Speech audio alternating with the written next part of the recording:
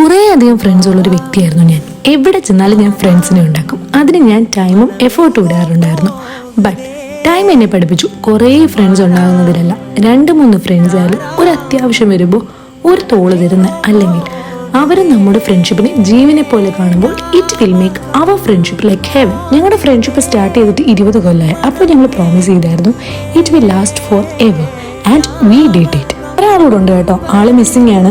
അപ്പോൾ ആള് PG ചെയ്യാണ്, MBBS കഴിഞ്ഞിട്ട് ചെന്നൈയിൽ. അപ്പോൾ ആള് കുറച്ച് ബിസി ആയിപ്പോയി.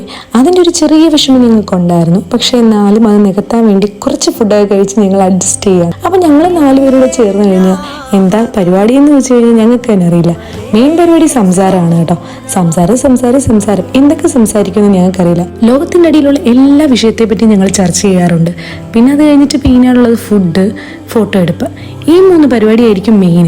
പിന്നെ സംസാരം കഴിഞ്ഞിട്ടുള്ളൂ കേട്ടോ വേറെ എന്തും. അപ്പോൾ ഇതിൻ്റെ ഇടയ്ക്ക് എനിക്ക് വയറിന് ചെറിയൊരു പ്രശ്നം പറ്റിയിട്ടുണ്ടായിരുന്നു. അപ്പോൾ ഞാനതൊക്കെ ഇങ്ങനെ ഡിസ്കസ് ചെയ്തുകൊണ്ടിരുന്നപ്പോൾ മാളവിക എനിക്ക് എന്തോ മരുന്ന് തന്നുകൊണ്ടിരിക്കുകയാണ്. അപ്പോൾ ഇതാണ് മാളവിക. ഞാൻ ഇൻട്രൊഡ്യൂസ് ചെയ്യാൻ മറന്നുപോയി. ഇത് മാളവിക. എന്നെ പിന്നെ നേരത്തെ എല്ലാവർക്കും അറിയാമല്ലോ. പിന്നെ അടുത്ത ആള് ആവണി. എനിക്ക് തന്ന മരുന്ന് എന്താണെന്ന് പോലും ചോദിക്കാതെ എടുത്ത് കഴിക്കുന്ന ആ ആത്മാർത്ഥത നിങ്ങൾ കാണാതെ പോകരുത്. പിന്നെ വീണ്ടും എന്ന സംസാരം. കോളേജ് കഴിഞ്ഞ് എല്ലാ വർഷവും ഒരു തവണയെങ്കിലും നിങ്ങൾ മീറ്റ് ചെയ്യാറുണ്ട്. അപ്പോൾ നിങ്ങൾ വിചാരിക്കും ബാക്കിയുള്ളപ്പോൾ ഒന്ന് കോണ്ടാക്ട് ചെയ്യില്ലെന്ന് കേട്ടോ.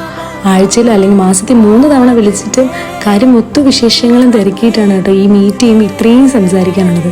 പിന്നെ ആൻസൽ ഇല്ലാത്തതിൻ്റെ ഒരു ചെറിയ വിഷമം ഉണ്ടായിരുന്നു. പിന്നെ ഏറ്റവും കൂടുതൽ വിഷമം എന്ന് പറഞ്ഞാൽ ഞങ്ങൾ പിരിയുമ്പോൾ ഉള്ളതാണ്.